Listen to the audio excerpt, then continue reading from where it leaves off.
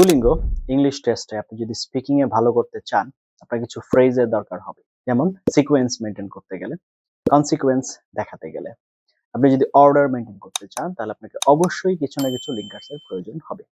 আপনি সেগুলো যদি সঠিকভাবে না জানেন, আপনি কখনোই কথার সিকোয়েন্স ধরে রাখতে পারবেন না এবং কথার লজিক্যাল যে ডেভেলপমেন্ট সেটাও করতে পারবেন না।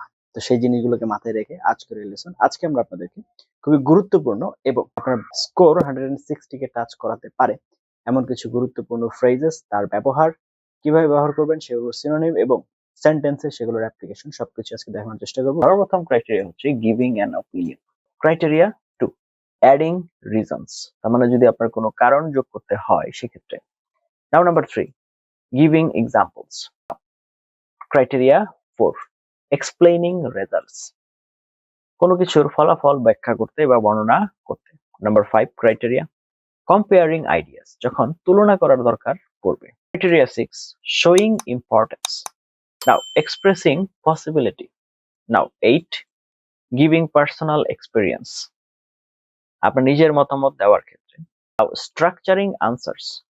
Now number 10, কনক্লুডিং, যেখানে আপনারা কথা শেষ করবেন।